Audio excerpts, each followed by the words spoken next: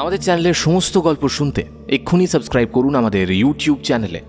Bell আইকনে click করতে ভুলবেন না সমস্ত গল্পের আপডেট এবং নোটিফিকেশনস সবার আগে পাওয়ার জন্য।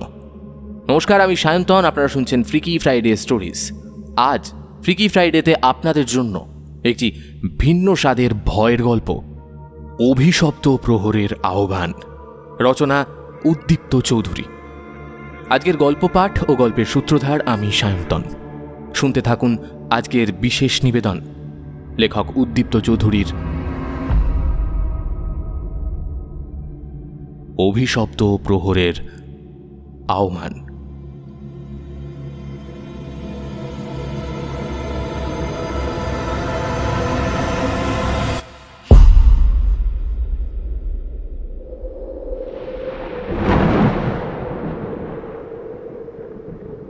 রাতের কালো আকাশ জুড়ে আজ মেঘের আনাগোনা। বর্ষার ফলার মতো রুক্ষ মাটির বুকে এসে বিঁধছে বৃষ্টির ফোঁটা। মাঝে মধ্যে কান ফাটানো বজ্র নিনাদ জানান দিচ্ছে এই কুসুমপুর গ্রামের মানুষগুলোকে যে এই নিষিদ্ধ রাতের আধার জুড়ে মিশে যাচ্ছে কার যেন মৃত্যুর আর্তনাদ। হ্যাঁ, শরীর থেকে শেষ প্রাণশক্তিটুকু শুষে নেওয়ার আগে যেভাবে হাঁপড়ের মতো বুকটা ওঠানামা করতে থাকে, যেভাবে এক বিশাল হাঁ হয়ে থাকা মুখের ভেতরে দেখা যায় সারি সারি তীক্ষ্ণ দাঁতের সারি, যে নিঃসারে শুষে নেয় শরীরের শেষ রসদটুকু, যার কাঁধ অবধি ঝুলে থাকা হাতের তীক্ষ্ণ বাঁকানো নখ নিঃশব্দে খুবলে নেয় শিকারের দুটো চোখ। ধীরে ধীরে তার মুখের চামড়াটা এক টানে ছিঁড়ে মুখের ভেতর ঢুকিয়ে আয়েশ করে চিবোতে থাকে সে। জায়গাটার নামই গ্রাম, এখন এক উন্নত মফস্বলে পরিণত হয়েছে। গ্রামের প্রতিটি ঘরে বৈদ্যুতিক আলোর সুবিধে, পানীয় জল থেকে শুরু করে উন্নত শিক্ষা ব্যবস্থা এবং চিকিৎসা কেন্দ্রও বর্তমান। আবারও এক কান ফাটানো বাজে ঘুমটা ভেঙে যায় পারমিতার। বিছানা থেকে পা দুটো নামিয়ে এনে সামনের টুল থেকে তুলে নিল একটা জলের জগ। জলের জগটা শূন্য প্রায়। এসব চাকর বাকরদের দিয়ে কি আর ঘরের কাজ হয়? এদিকে বিনোদকে কতবার বলেছিলাম এখানকার পাট চুকিয়ে কলকাতা ট্রান্সফার নিতে। সে আমার কথা শুনলে তো?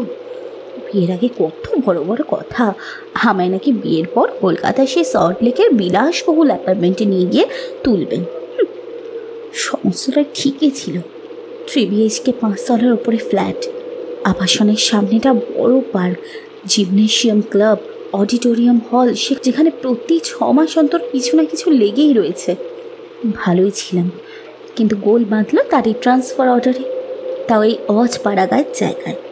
ভাবলাম সরকারি চাকরিজীবী, জীবনটা ভালোই কাটবে, কিন্তু বিধি বাম, এখন এই রেল কোয়ার্টারে পচে মরতে হবে। তিনি তো আবার এখন ডিউটিতে। যতই হোক স্টেশন মাস্টার বলে কথা। এদিকে যদিও কুসুম দিকে কাজের লোক হিসাবে পেলাম, সেও তো আবার এক কাঠি ওপরে। বলে কিনা রাতে থাকতে পারবে না। বলি কেন শুনি, এখানে আমি ছাড়া আর আছেটাই বা কে? কি শোনে কার কথা? নিজের মনেই কথাগুলো বিড়বিড় করতে করতে উঠে দাঁড়ালো পারমিতা। বাইরে শোঁ শোঁ হাওয়ার শব্দের সাথে কানে ভেসে আসছে কান ফাটানো বাজের শব্দ। জানলার পাল্লা দুটো খটখট শব্দ করে বারংবার এসে আঘাত হানছে লোহার শিকে। সেই দিকে চেয়ে ধীরে ধীরে এগিয়ে গেল পারমিতা। জানলার শিক দিয়ে দুহাত বাড়িয়ে জানলার পাল্লা দুটো বন্ধ করতে যাবে, ঠিক এমন সময় সে দেখতে পেল রেল কোয়ার্টারের ঠিক সামনেটায় কেউ যেন দাঁড়িয়ে তার ঘরের দিকেই চেয়ে রয়েছে এক দৃষ্টিতে। তার সারা শরীর জুড়ে লেগে রয়েছে এক রাশ ভেজা মাটির প্রলেপ। নিকষ কালো শরীরটা ঠায় দাঁড়িয়ে এক দৃষ্টিতে দেখে চলেছে তারই দিকে। তার এলোমেলো চুল দুরন্ত হাওয়ায় উড়ে চলেছে। তার শরীরটা ঈষৎ কুঁজো। দূর থেকে দেখলে মনে হবে তার পিঠের অংশটায় অতিরিক্ত মাংসপিণ্ড গজানোর কারণে সে সামনের দিকে বেশ খানিকটা ঝুঁকে রয়েছে। কাঁধ থেকে ঝুলে পড়া হাত দুটো মাটি ছুঁয়েছে তার। ঘাটটা ডান দিক থেকে বাঁ দিকে ক্রমান্বয়ে হেলিয়ে চলেছে সে, যেন কিছু একটা বলতে চাইছে ঘরের ভেতরে উপস্থিত থাকা পারমিতাকে। জানলার পাল্লাটা বন্ধ করতে গিয়েও সে থমকে দাঁড়ালো। কি এই মেয়েটি এত রাতে ঝড় বাতলে আমাদের রেল কোয়ার্টারের সামনে দাঁড়িয়ে কি করছে? পাগল নে কি রে বাবা? যেভাবে বজ্রপাত হচ্ছে তাতে মারা যাবে যে। কথাগুলো বিড়বিড় করে বলতে বলতে পারমিতা 2 তলার জানলা দিয়ে একবার হাত নাড়িয়ে গলায় খানিকটা জোর এনে প্রায় চেঁচিয়ে বলে উঠল, এই মেয়ে, কে তুমি? এই গ্রামের কেউ? এখানে এত রাতে কি করছো? কথাগুলো নিচে দাঁড়িয়ে থাকা মেয়েটার কান পর্যন্ত পৌঁছলো কিনা সঠিকভাবে বোঝা গেল না। তবে পারমিতার কথা শেষ হওয়ার সাথে সাথে আবারও এক কান ফাটানো বাজ এসে পড়ল রেল কোয়ার্টারের সামনের ওই ফাঁকা অংশটায়। ঠিক সেই মুহূর্তে পারমিতা স্পষ্ট দেখতে পেল তাকে। হ্যাঁ, সেই তো। তবে তাকে কোনো মেয়ে না বলে বরং এক মাঝবয়সী মহিলা বলা ভালো। খানিক আগে আলো আধারিতে পারমিতার দৃষ্টিভ্রম হয়েছিল বটে, মহিলাটির পিঠ জুড়ে রয়েছে একটা মস্ত জ্বালার মতো কুঁজ, ঠিক যেন তার পিঠে গজিয়ে উঠেছে একটা বড় মাপের টিউমার। সেখান থেকে মাটিতে গড়িয়ে পড়ছে সাদা তরল জাতীয় কিছু। মহিলাটি বেঁটে, অনেকটা বামন আকৃতির। তার ঝুঁকে পড়া শরীর বেয়ে নেমে এসেছে বৃষ্টির ফোঁটা ফোঁটা জল। ধীরে ধীরে সে পারমিতার দিকে তাকিয়ে কান এঁটো করা একটা হাসি হেসে বলল,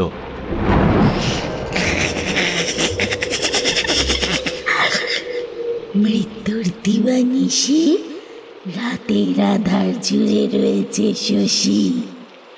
বিনি ফুলের মালা গেঁথে প্রাণের উজান খুঁজি। কুল ভেঙে স্রোত নামে ছলাৎ ছলাৎ শশী কলা ছিনিয়ে নেয় ঘুম, কেড়ে নেয় সকলের প্রাণ।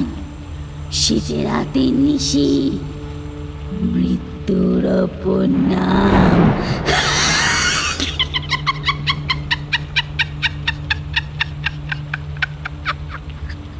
এক পৈশাচিক অট্টহাসি হেসে তার জিভটা একবার বের করে চোখ দুটো চেটে নিল।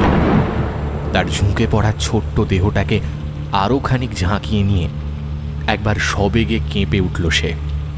তারপর তার 2 হাত মুখের সামনে নিয়ে এসে এক হ্যাঁচকা টানে টেনে ধরল তার 2 ঠোঁট। পারমিতা দেখতে পেল তার 2 হাতের তীক্ষ্ণ বাঁকানো নখ দিয়ে এক ঝটকায় সে নিজের চোয়াল দুটো ভাগ করে দিল। জানলার বাইরে পারমিতার বিস্ফারিত দৃষ্টির সামনে ধীরে ধীরে সেই বামনাকৃত কদাকার নারী শরীরটি তার ঝুলে পড়া চোয়াল নিয়ে মাটিতে উবু হয়ে বুকে ভর দিয়ে 2 তলার জানলার দিকে তাকিয়ে কান ফাটানো এক তীব্র গর্জন করে উঠল।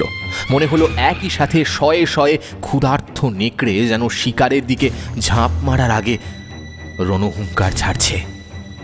এরপর সে 2 হাতে পায়ে ভর করে কোনো এক হিংস্র সাপদের মতো তীর বেগে ধেয়ে আসতে লাগলো পারমিতার কোয়ার্টারের দিকে। বৃষ্টির জমে থাকা জলে পারমিতার কানে এলো তার চলার শব্দ।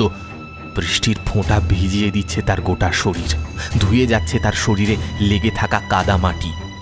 এক লাফে সে আঁকড়ে ধরল 3 তলা রেল কোয়ার্টারের দেওয়াল। এরপর এক সুবিশাল কালো মাকড়সার মতো 2 হাত পায়ে ভর দিয়ে ধীরে ধীরে সে ওপরের দিকে উঠে আসতে লাগলো।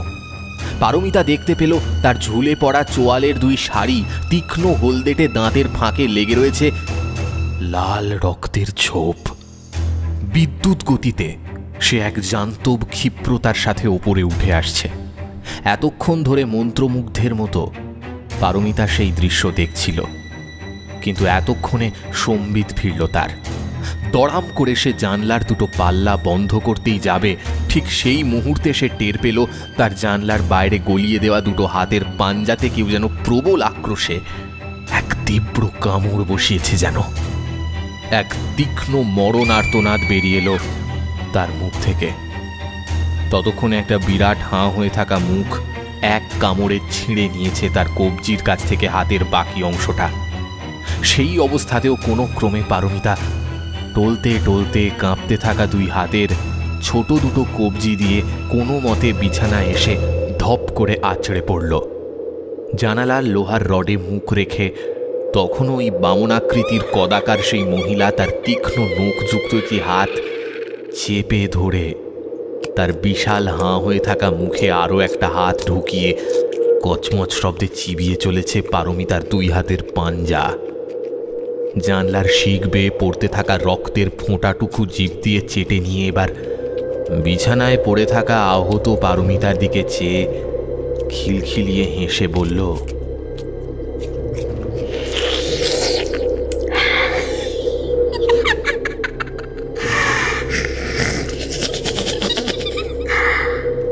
খুব স্বাদ পেলাম।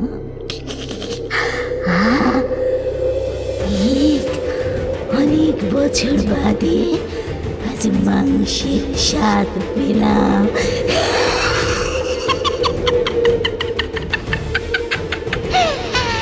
কিন্তু আমার খিদে যে এত সহজে মেটে না।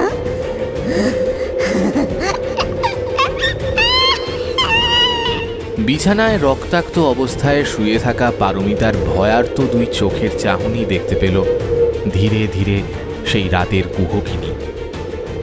এক রাশ ধোঁয়ার কুণ্ডলি পাকিয়ে ধীরে ধীরে জানলার শিক গলে ঘরের ভেতর প্রবেশ করছে। পারমিতার চোখ দুটো বুজে আসছে এবার। অতিরিক্ত রক্তক্ষরণ ধীরে ধীরে তাকে ঠেলে দিচ্ছে মৃত্যুর দিকে। আধবোজা চোখের ঝাপসা দৃষ্টিতে সে দেখতে পেল সেই কালো ধোঁয়ার কুণ্ডলি ধীরে ধীরে ঘরের ভেতর প্রবেশ করল। আবছা আলো আঁধারিতে সেই পাক খেতে থাকা ধোঁয়া ধীরে ধীরে রূপ নিচ্ছে আবারও এক পরিচিত মনুষ্য অবয়বে। তবে তার শরীরের গঠন মানুষের মতো হলেও এবার তার শরীর থেকে ঝরে পড়া কাদামাটির প্রলেপ বৃষ্টির জলে ধুয়ে যাওয়া মাত্রই তার প্রকৃত শারীরিক রূপ ফুটে বেরোল। পারমিতা দেখতে পেল তার পিঠের ফুলে ওঠা মস্ত কুঁজ ফাটিয়ে বেরিয়ে আসছে কতগুলো হাত। হ্যাঁ, হাতই বটে, তবে গোটা হাত নয়, সারি সারি হাতের পাঞ্জাটুকু যা আঁচড়ে খুবলে দিচ্ছে পিঠের সেই কদাকার ফুলে ওঠা অতিরিক্ত মাংসের স্তূপ। সেখান থেকে টপ টপ করে ঝরে পড়ছে সাদা রক্ত পুঁজ। ধীরে ধীরে সে এগিয়ে আসতে লাগলো পারমিতার দিকে। ঠিক তক্ষুনি পারমিতার মোবাইল ফোনটা সশব্দে বেজে উঠল। একটা অতি পরিচিত নাম্বার থেকে ফোন এসেছে তার। স্ক্রিনে ফুটে উঠেছে একটা নাম, বিনোদ। সেই দিকে তাকিয়ে কোনো ক্রমে টলতে থাকা পারমিতা কাটা একটি হাতের কবজি দিয়ে ফোনে আসা কলের সবুজ অংশটিতে চাপ দিল।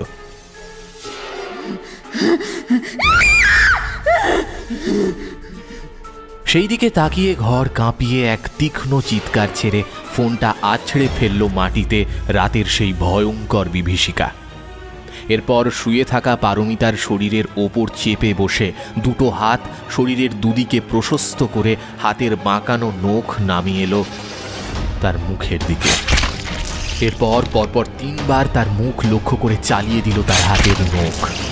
খানিক পরেই তার হাতে উঠে এলো পারমিতার মুখের চামড়াটুকু। মুখের ওপরের আবরণ টেনে ছিঁড়ে নিয়ে রাতের সেই কদাকার বামন নারী এক পৈশাচিক অট্টহাসি হেসে তার হাতে ধরে রাখা পারমিতার মুখের চামড়া তার নিজের মুখের সামনে মেলে ধরল। নানাভাবে সেই মুখের আবরণটিকে নিজের কুৎসিত দর্শন মুখে বসানোর চেষ্টা করতে লাগলো সে। এইদিকে পারমিতাকে তখন আর চেনার বিন্দুমাত্র উপায়ও রইল না। তার মুখের ত্বকের ওপরের অংশটা উঠে গিয়ে বেরিয়ে এসেছে তার মুখের ভেতরকার লাল রক্তাক্ত অংশটা। চোখ, কান, নাক এবং মুখের গড়নটুকুই যা চোখে পড়ে, কিন্তু সে যে পারমিতা বিশ্বাস, কুসুমপুর গ্রামে একমাত্র স্টেশন মাস্টার বিনোদ বিশ্বাসের স্ত্রী, সেটা আর বোঝার কোনো উপায় রইল না।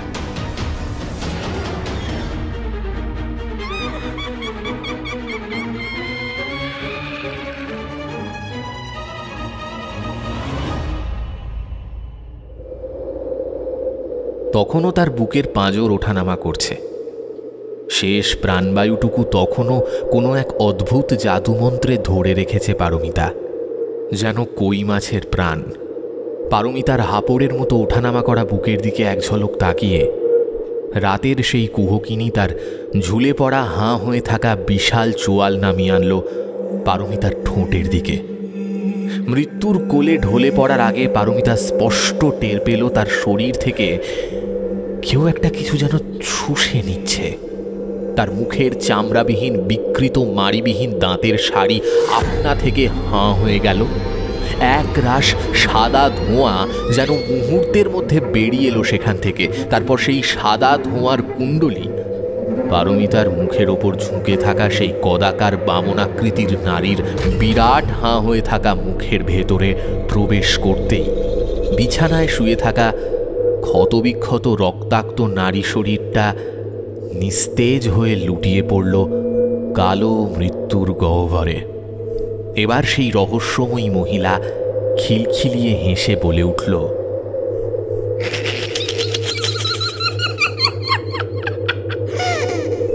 শশীকলা কাউকে বাঁচতে দেবে না।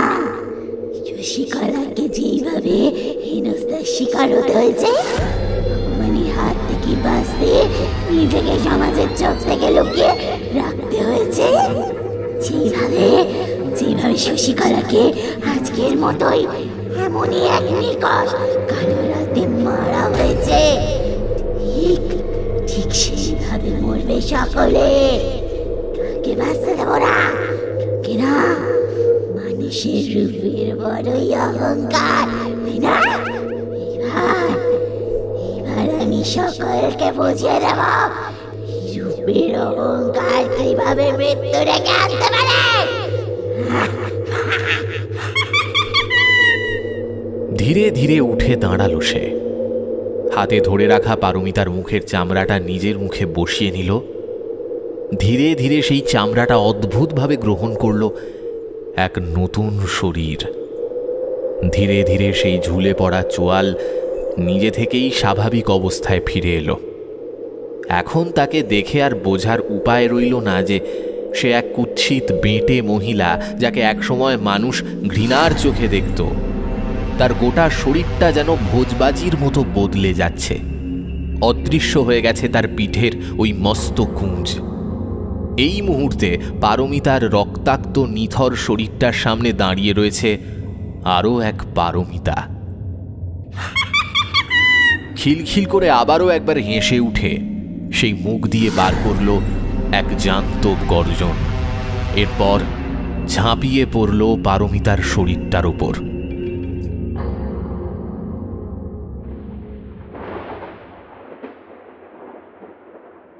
পরপর দুবার রিং হয়ে কেটে গেল ফোনটা। কুসুমপুরের ছোট্ট এই স্টেশন ঘরটাতে আজ বৃষ্টির জন্য আটকে পড়েছে স্টেশন মাস্টার বিনোদ বিশ্বাস। স্টেশন ঘরের সংলগ্ন ওয়েটিং রুমটাতে ইতিমধ্যে চাদর মুড়ি দিয়ে নাক ডেকে ঘুমোচ্ছে পয়েন্টসম্যান অলোক।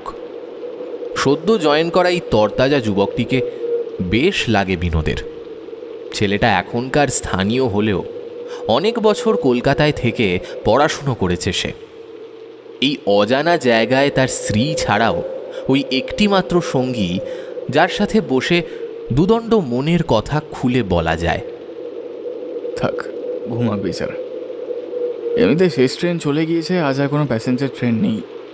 শুধু ওই রাত 12টার দিকে একটা মালগাড়ি পাস করবে, এই যা। কিন্তু পারমিতা ফোন তুলছে না কেন? বেশ চিন্তায় পড়ে গেলাম যে। ভেবেছিলাম মালগাড়িকে পাস করানোর দায়িত্ব অলোককে দিয়ে আজকে তাড়াতাড়ি কোয়ার্টারে ফিরব, কিন্তু এই বৃষ্টিতে বোধহয় কিছুই হবে না। কথাগুলো বলতে বলতে আবারও সে ফিরে গেল স্টেশন ঘরের দিকে। ট্রেনের যাত্রাপথে প্যানেলগুলো দেখতে দেখতে এক অদ্ভুত ঘোর চলে এসেছিল তার। দেখতে দেখতে প্রায় 2 বছর পেরিয়ে গেল। প্রথমে শিয়ালদহ স্টেশনে কর্মরত ছিল সে। এরপর হঠাৎই ওপর মহল থেকে অর্ডার, অগত্যা এই কুসুমপুর গ্রামে এসে এই স্টেশনের দায়িত্ব নেয় সে। সাধারণত এই কাজ একা হাতে করা প্রায় অসম্ভব, তাই একজন দ্বিতীয় স্টেশন মাস্টার বা সহকারীর ভীষণ প্রয়োজন অনুভব করত সে। তার অভাব অনেকখানি পূর্ণ করেছে এই অলোক। এই স্টেশনে জয়েন করা ইস্তক বিনোদকে নানান কাজে সাহায্য করা থেকে শুরু করে তাকে সঙ্গ দেওয়ার কাজটাও সে ভালোই করে। বয়সের পার্থক্য হলেও এই অসমবয়সী বন্ধুত্বে কিন্তু কোনো ভাঁটা আজও পড়েনি। ট্রেন যাতায়াতের প্যানেলের দিকে চোখ রাখতে রাখতে খানিক ঘুমই চলে এসেছিল তার। ঠিক এমন সময় তার ফোনটা সশব্দে বেজে উঠল। চকিতে সে ফোনটা হাতে নিয়ে দেখল পারমিতার নম্বর থেকে একটা ফোন আসছে। দ্রুত হাতে ফোনটা রিসিভ করে কানে লাগিয়ে সে বলল, কি ব্যাপারটা কি? তখন থেকে ফোন করছিলাম, ফোন ধরছিলে না কেন? ফোনের ওই প্রান্ত থেকে ভেসে এলো এক রিন রিনে মিষ্টি গলার আওয়াজ। কেন, আমি মিস করছিলে বুঝি?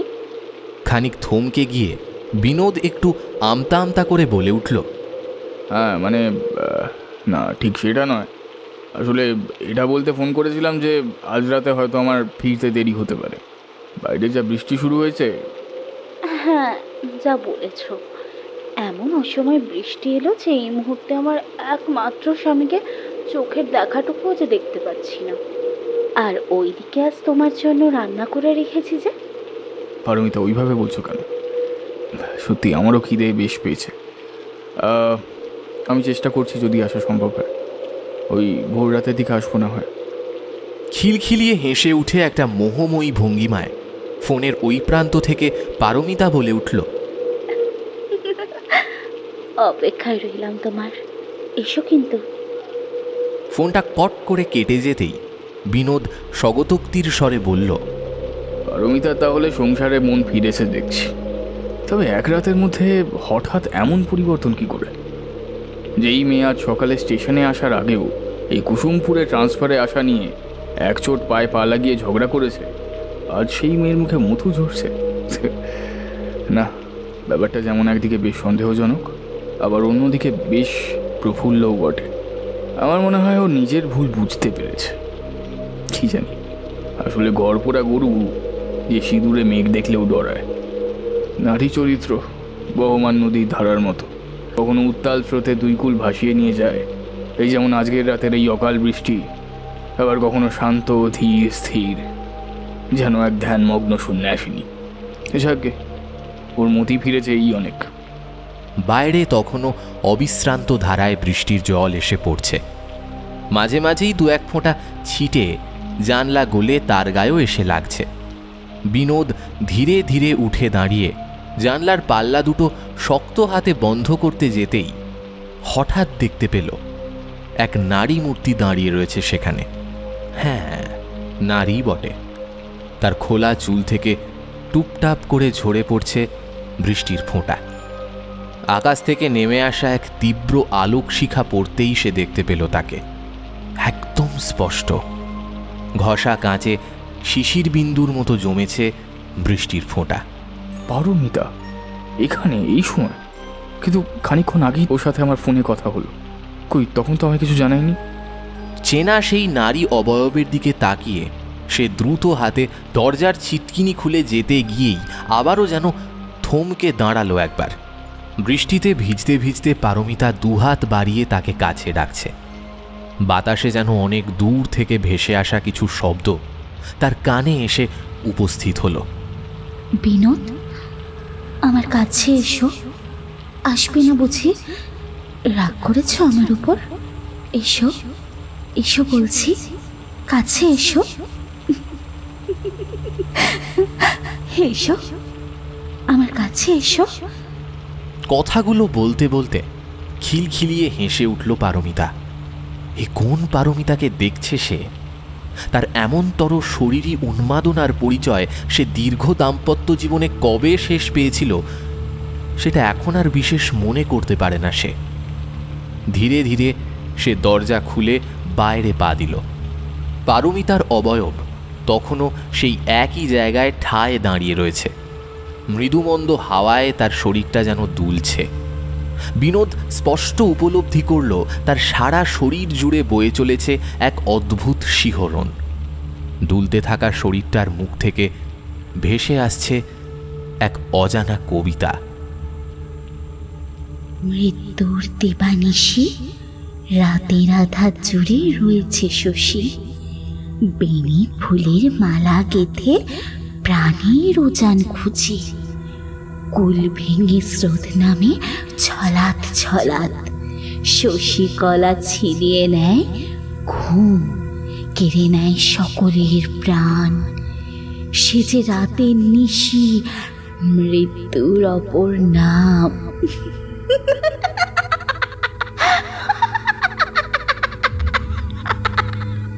কথাগুলো বলতে বলতে আবারও একবার খিলখিলিয়ে হেসে উঠল সে। বিনোদ এক অদ্ভুত ঘোরের মধ্যে পা রাখল এবার। কুসুমপুর স্টেশন সংলগ্ন ছোট্ট প্ল্যাটফর্মটাতে বেশ জল জমেছে আজ। জলে পা রাখতেই ছলাৎ করে একটা শব্দ হলো। ধীরে ধীরে এগিয়ে যাচ্ছে সে পারমিতার দিকে। এক ঘোর লাগা দৃষ্টিতে হেঁটে চলেছে সে। তার আর সেই বহু পরিচিত চেনা নারী অবয়বটির মাঝের দূরত্ব ধীরে ধীরে কমে আসছে।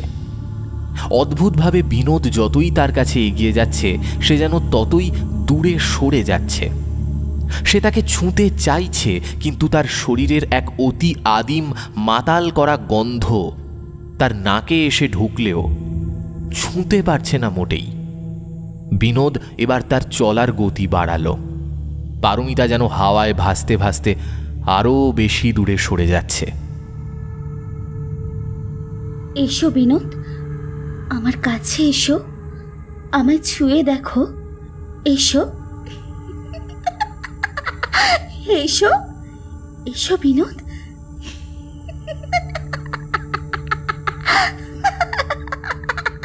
বিনোদ আরো খানিকটা এগোতে যাবে, ঠিক সেই মুহূর্তে স্টেশন ঘরে থাকা টেলিফোনটা সশব্দে বেজে উঠল।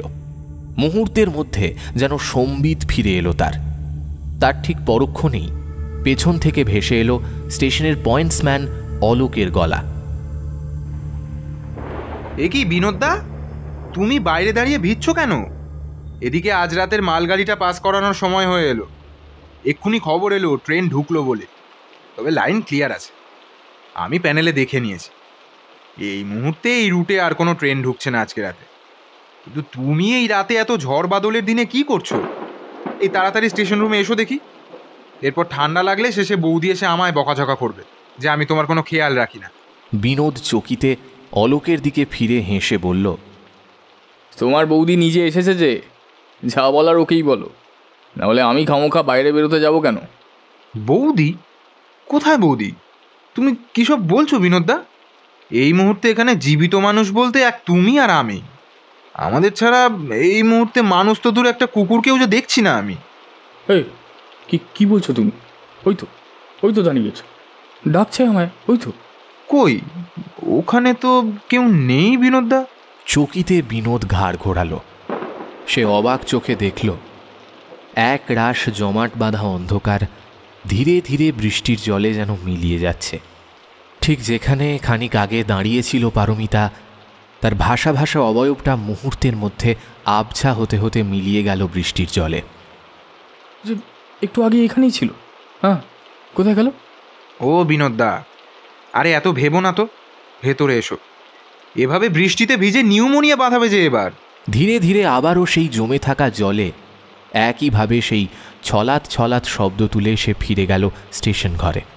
মাইকে মুখটা এনে মালগাড়ি পাস করার অ্যানাউন্সমেন্টের কাজটা সেরে নিয়ে বড় স্ক্রিনে সেই প্যানেলের দিকে চোখ রাখল সে। মনে মনে বলল, না, লাইন একদম ক্লিয়ার, স্টেশনে ট্রেন দাঁড়াবে না। তার কাজ শুধুমাত্র ট্রেনটাকে সঠিক সিগন্যাল দেখিয়ে পাস করিয়ে দেওয়া। যদিও এই সিগন্যাল দেখানোর কাজটা অলৌকিক করে থাকে, যাক সেসব।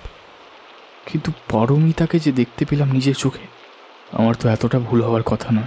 পকেট থেকে একটা সিগারেট বের করতেই দেখে এতক্ষণ বৃষ্টিতে ভিজে সিগারেট সহ দেশলাইয়ের বাক্সটা সপসপে হয়ে গেছে একদম। আজকে দিনটাই মাটি, একদিকে বৃষ্টি, ওইদিকে ফোনে পারমিতা আসতে বললো, তবুও যেতে পারছি না। আবার তারপরও দেখা পাওয়া, সবটাই যেন বেশ জটিল ধাঁধার মতো। কি গো বিনোদদা, এত কি ভাবছো বলো তো? আরে হয় এমন একটু আধটু হয়। বৌদিকে এতটাই মিস করছিলে যে এই ভরা বাদলের দিনে এই বৃষ্টির জলে তারই প্রতিরূপ কল্পনা করছিলে, তাই তো বৌদি দেখা দিল। আরে কৌতুক রাখো লোক, আমার চোখ এতটাও ভুল দেখে না। এই এক মিনিট। এই বলে সে তার মোবাইল ফোনটা টেবিল থেকে হাতে তুলে নিয়ে দ্রুত হাতে কল লিস্ট দেখতে লাগলো। এটা কি করে সম্ভব? খানিকক্ষণ আগে যার ফোন এলো, এত কথা বললাম সেই মানুষটার সাথে, তার নাম্বারটা আর দেখতেই পাচ্ছি না। আশ্চর্য! কিন্তু এর আগে যতবার কথা বলেছি সেগুলো কল হিস্ট্রিও তো মজুদ আছে। হ্যাঁ, কি হলো? সে আবারও পারমিতার নাম্বারে কল লাগালো। ফোনের ওই প্রান্ত থেকে ভেসে এলো এক যান্ত্রিক কণ্ঠস্বর।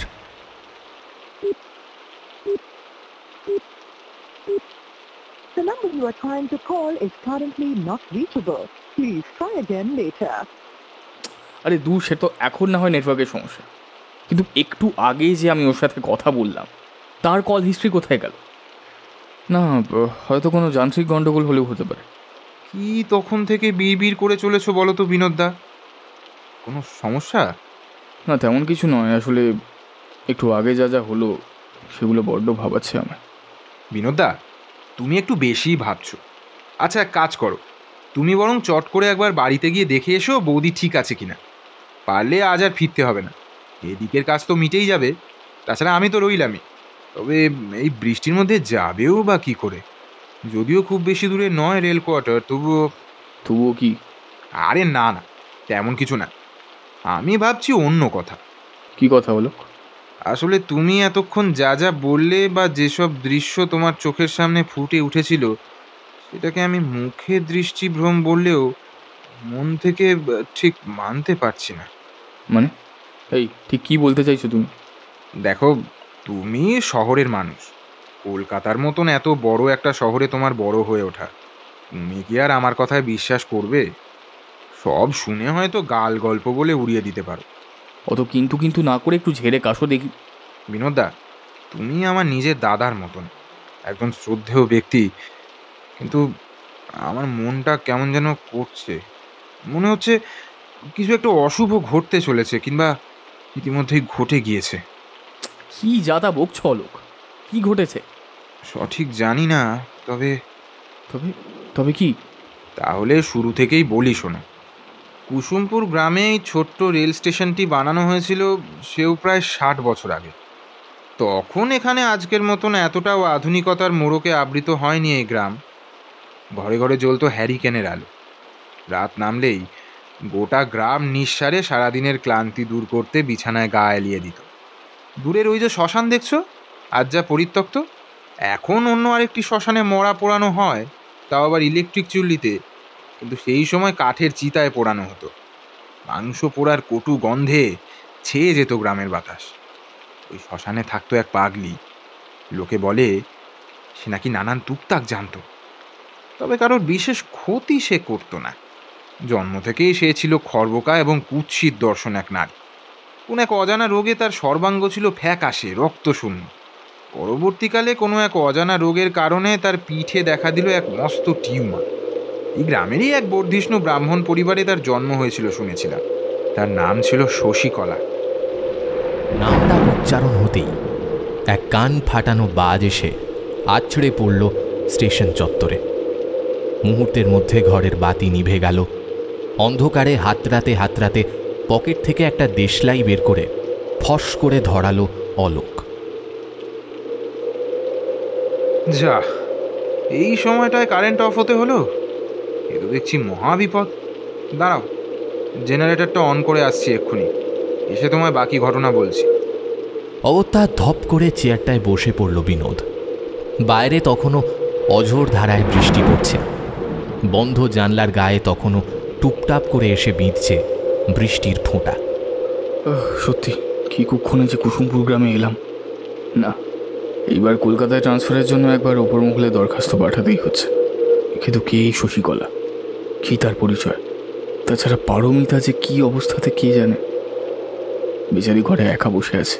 অন্ধকার টেবিল হাতড়ে সে তার ফোনটা হাতে নিয়ে আলো জ্বালালো। এরপর আবারও কল লিস্টে থাকা পারমিতার নাম্বার ডায়াল করল সে। এবার স্পষ্ট রিং শোনা গেল। খানিকক্ষণ রিং হওয়ার পরে ওই প্রান্ত থেকে ভেসে এলো একটি নারী কণ্ঠ, তবে বড়ই অদ্ভুত। তার প্রতিদিনের সেই চেনা পরিচিত নারী কণ্ঠের মতো মোটেই নয়। কি ব্যাপার, এখনো ফিরলে না যে? তোমার জন্য সে কখন থেকে রেধে বেড়ে বসে রয়েছি। তুমি না এলে সবটুকু আমি একাই সাবার করে দেবো যে। আমার যে বড় খিদে। আমতা আমতা করে বিনোদ বলে উঠল। না মানে আসলে খিলখিলিয়ে বলে উঠল ফোনের ওই প্রান্তে থাকা পরিচিত সেই পারমিতার কণ্ঠ।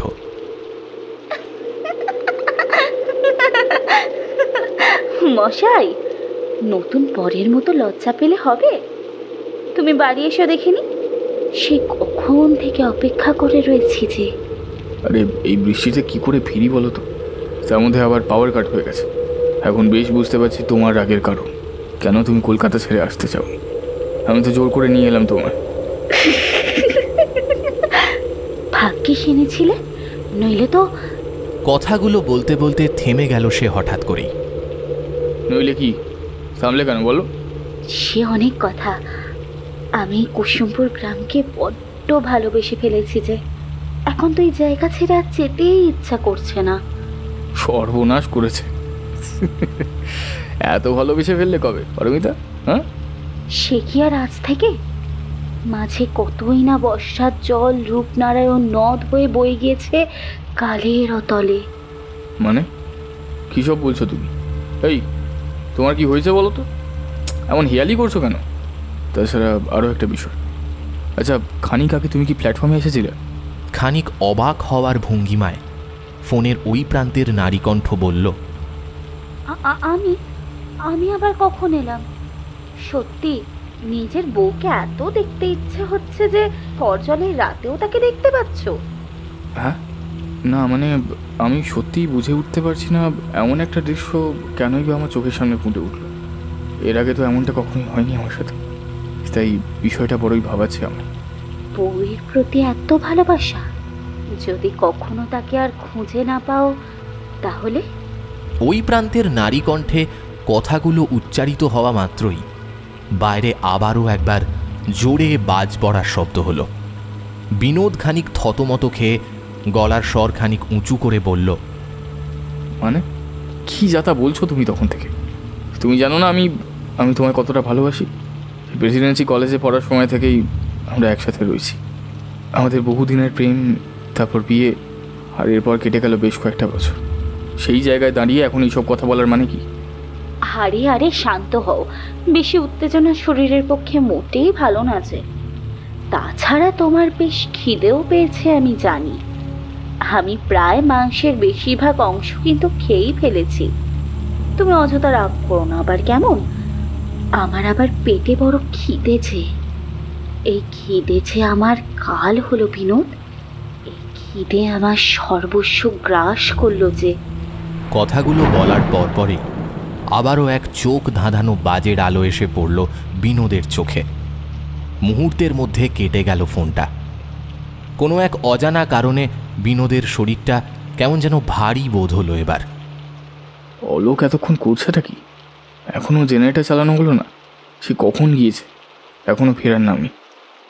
অলোক, অলোক, এই অলোক, কোথায় গেলে অলোক? কথাগুলো বলতে বলতে উঠে দাঁড়ালো বিনোদ।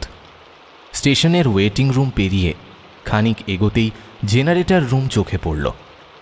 আবছা আলো আধারিতে বিনোদের মনে হলো কেউ যেন একটা মাটিতে উবু হয়ে বসে কি করছে। একটি পুরুষ অবয়ব।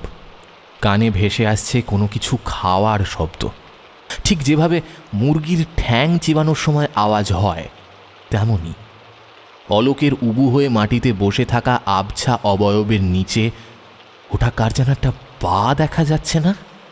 ঠিক যেন ওটা জেনারেটরের দিকে মুখ করে এক মনে কি যেন করে চলেছে। বিনোদ গলায় খানিক জোর এনে বলল, আরে এতক্ষণ হয়ে গেল জেনারেটর চালানো হলো না। এদিকে মেল ট্রেন আসার কিন্তু সময় হয়ে গেছে। এই অলোক। খানিক পরে ঘটাং ঘটাং শব্দ করতে করতে চালু হলো জেনারেটর। আলো আসতেই অলোক দুহাতের ধুলো ঝেড়ে মাটি থেকে উঠে দাঁড়ালো। বিনোদদা, জেনারেটরের তারটা একটু গন্ডগোল করছিল। আমি ইলেকট্রিক্যাল ইঞ্জিনিয়ারিং নিয়ে পড়াশোনা শেষ করেছিলাম। ভেবেছিলাম তোমাদের কলকাতায় একটা চাকরি নেব, কিন্তু বাবা অমত জানালেন। বললেন এত দূরে গিয়ে চাকরি করবার কোনো মানেই হয় না। অগত্যা এই গ্রামের এই ছোট্ট স্টেশনটিতে পয়েন্টসম্যানের চাকরি নিলাম। খাসা আছি এমনিতে, যাই বলো। যাক সেসব কথা, চলো ভেতরে যাই। বাইরে তখন বৃষ্টিটা প্রায় ধরে এসেছে। ঝিরিঝিরি বৃষ্টির সাথে গায়ে এসে ঝাপটা দিয়ে যাচ্ছে ঠান্ডা জলো বাতাস। বন্ধ হয়ে থাকা জানলাটা টেনে খুলে দিল অলোক। ঘরের ভেতরকার এতক্ষণের গুমোট পরিবেশটা বেশ শান্ত হয়েছে। মাঝে মাঝে কালো মেঘের গায়ে দেখা যাচ্ছে বিদ্যুতের ঝলক। সেই দিকে এক দৃষ্টে তাকাতে তাকাতে অলোক বলে উঠল, এইবার যেটা বলতে চলেছি সেটা হলো গল্পের আসল ক্লাইম্যাক্স, যা শুনলে হয় তুমি আমায় উন্মাদ ভাববে, আর নয়তো ভাববে আমি কোনো এক গেঁয়ো অশিক্ষিত ছেলে, যার পরিচয় শিক্ষাগত যোগ্যতার শিলমোহর থাকলেও যার আদপে শিক্ষালাভ শুধুই চাকরি পাওয়ার সুবাদে, কিছু অর্থ উপার্জনের ফন্দি বই কি আর কিছুই না। শশীকলা নামটা বড্ড সেকেলে, কিন্তু আজ থেকে 60 বছর আগে এই নামটা ছিল মানুষের ঘৃণার কারণ। আজ যেখানে তোমাদের রেল কোয়ার্টার রয়েছে, ওইখানে একচালা বাড়ি বানিয়ে থাকতো একটি বেঁটে বামুন পরিবার। তোমাদের ভাষায় বলতে গেলে জেনেটিক্যাল ডিসঅর্ডার আর কি। বিনোদদা, ছোটবেলায় তো আমরা সকলেই প্রায় রূপকথার গল্প পড়েছি। সেই 7 বেঁটে বামুন আর তুষারকন্যার গল্প কে না জানে। সেই বামুন না থাকলে তুষারকন্যা প্রতিকূল পরিস্থিতিতে জীবন ধারণ করতে পারত না। এমনকি পুরাণেও বালখিল্য মুনিদের উল্লেখ রয়েছে, যারা ছিলেন উচ্চ ক্ষমতা সম্পন্ন এবং নানা রকম দিব্য শক্তির বলে বলিয়ান। তাদের তেজোদ্দীপ্ত চাহিনী এবং ব্রহ্ম তেজ যে কোনো বস্তুকে চোখের নিমেষে জ্বালিয়ে ছাইতে পরিণত করতে পারত। কিছু কিছু বামনের কম উচ্চতার সঙ্গে স্কেলিটাল ডিসপ্লেসিয়া বা অঙ্গ প্রত্যঙ্গের অসামঞ্জস্য থাকে, যেমন শরীরের তুলনায় হাত পা বেশি খাটো বা বেশি লম্বা। এগুলো সাধারণত জিনগত সমস্যা। এই শশীকলা এবং তার বংশের মানুষগুলো ঠিক এমনই এক বিশেষ জিনগত শারীরিক ত্রুটি ছিল। গ্রামের মানুষগুলো সেই সময় শিক্ষার আলো পায়নি, ফলে তারা সহজে মানত না এসব কথা। তারা বলতো প্রাকৃতিক অভিশাপ। শারীরিক ত্রুটির কারণে শশীকলা ছোট থেকেই এমন এক ভিন্ন পরিবেশে বড় হয়ে উঠেছিল। তার এবং তার পরিবারকে সকলেই এড়িয়ে চলত। শশীকলা ছোটবেলায় সেসব বুঝতো না। তার বাবা মা তাকে অনেকবার বাধা দিয়েছিলেন যাতে গ্রামের বাকি ছেলে মেয়েদের সঙ্গে সে না মেশে। কারণ একটাই, তারা তাদের সন্তানের জন্য দুশ্চিন্তাগ্রস্ত ছিল। আর তারপর একদিন নেমে এলো সেই অভিশপ্ত কালো অধ্যায়, যা আজও কুসুমপুরের গ্রামের প্রতিটি প্রজন্মের মুখে মুখে ফেরে। কথাগুলো বলতে বলতে অলোকের 2 চোখ বুজে এলো। তার 2 হাত বুকের কাছে জড়ো করা, বুকটা ওঠানামা করছে। দ্রুত হচ্ছে শ্বাস প্রশ্বাসের তীব্রতা, যেন তার মন এক অজানা ভবিষ্যতের জন্য প্রস্তুতি নিচ্ছে। ধীরে ধীরে সে আবারও বলতে শুরু করল শশীকলার এই কাহিনীর পরের অংশটুকু। আমার বাবার মুখে শুনেছিলাম শশীকলা এবং তার পরিবারের এক করুণ কাহিনীর ইতিবৃত্ত। এরপর একদিনে গ্রামে নেমে এলো অকাল বর্ষণ। তুমি তো জানোই, কুসুমপুর গ্রামের পাশ দিয়ে বয়ে গিয়েছে রূপনারায়ণ নদ। প্রায় বছরই বৃষ্টির সময় ওই নদের জল উত্তাল বিধ্বংসী রূপ ধারণ করে ভাসিয়ে দিত গোটা গ্রাম। শশীকলার বাবা মা ভাগ চাষির কাজ করত। তাছাড়াও ফাউ বছর গ্রামের যাত্রাপালায় তাদের জন্য কোনো না কোনো রোল বাঁধাই থাকত। তবে সেটা যে কোনো হাস্য কৌতুক বা রঙ্গরূপ, সেটা নিশ্চয়ই বুঝতে পারছো। অনেক সময় আশেপাশের গ্রামগুলোতে সার্কাস পার্টি আসতো। সেখানেও জোকারের খেলা দেখিয়ে মানুষের মনোরঞ্জন করত তারা। প্রতি বছর বন্যার কারণে গ্রামের বাড়ি ঘর এবং ফসলের যে বিপুল পরিমাণ ক্ষতি হতো, তাতে সাধারণ মানুষের জীবন বিপর্যস্ত হয়ে পড়েছিল। এরপর গ্রাম পঞ্চায়েত প্রধান সরকারের কাছে রূপনারায়ণ নদের ওপর বাঁধ নির্মাণ করবার পিটিশন জমা দেয়। প্ল্যান কার্যকরী হতে হতে সময় লেগে যায় আরও বেশ কিছু বছর। অলোককে মাঝপথে থামিয়ে দিয়ে এবার বিনোদ বলে ওঠে, এই দাঁড়াও দাঁড়াও দাঁড়াও, তুমি গল্পের শুরুতে বলেছিলে যে সে গ্রামের পরিত্যক্ত শ্মশানে থাকতো। এখন বলছো আজকের এই রেল কোয়ার্টারে এখানেই তাদের বাসস্থান ছিল। মানে ব্যাপারটা কি বুঝলাম না। অলোক মুচকি হেসে জবাব দিল, আমার গল্প যে এখনো শেষ হয়নি বিনোদদা। আগে পুরোটা মন দিয়ে শোনো, তারপর তোমার প্রশ্নের উত্তর তুমি নিজেই ঠিক পেয়ে যাবে। খানিক দম নিয়ে পকেট থেকে একটা সিগারেট বের করে প্যাকেটটা বিনোদের দিকে বাড়িয়ে দিয়ে বলল, আমি জানি তোমার সিগারেটের প্যাকেটটা জলে ভিজে গিয়েছে। দেশলাইয়ের অবস্থাও ততই বছর। এদিকে আমায় বলতেও তোমার দ্বিধা বোধ হচ্ছে। বিনোদদা, আমি তো তোমার ছোট ভাইয়ের মতন। যখন যা প্রয়োজন সব মুখ ফুটে বলবে আমায়, যদিও তুমি বলার আগেই আমি সব বুঝে যাই। যাক সেসব। ফস করে সিগারেটটা ধরিয়ে এক গাল ধোঁয়া ছেড়ে সে আবার বলতে শুরু করলো, ততদিনে জলবাহিত রোগে গ্রামের নদে ভেসে উঠেছে একের পর এক মানুষের পচা গলা লাশ। মানুষগুলোর সারা শরীর জুড়ে গজিয়ে উঠল দগদগে ঘা। মেডিকেল সায়েন্সের ভাষায় যাকে ত্বকের ওপরের স্তরে ফাঙ্গাস জমে ইনফেকশন বলে। তারপর তা ধীরে ধীরে শরীরের ওপরের স্তর ভেদ করে ছড়িয়ে পড়ে শরীরের অভ্যন্তরে। পরবর্তীকালে সেটাই ক্যান্সারের রূপ নেয়। আর তুমি তো জানোই, কর্কট রোগ মারাত্মক মারণ ব্যাধি, যা নিরাময় করতে গেলে বাড়িঘর বেচে দিলেও কম পড়ে যায়। শ্মশান চত্বরে জমে যায় মৃতদেহের স্তূপ। খানিক আগেই গল্পের শুরুতে বলেছিলাম, মনে আছে? একসময় এই মৃতদেহের পোড়া গন্ধে গ্রামের বাতাস ভারী হয়ে উঠত। প্রতিদিন শয়ে শয়ে লাশ এসে জমা হতো সেখানে। ধীরে ধীরে কলেরা, টাইফয়েড ইত্যাদি নানান রোগ গ্রামকে ঘিরে ধরল। এদিকে গ্রামে আর যাত্রাপালা বসে না, আসে না কোনো সার্কাস পার্টির দল।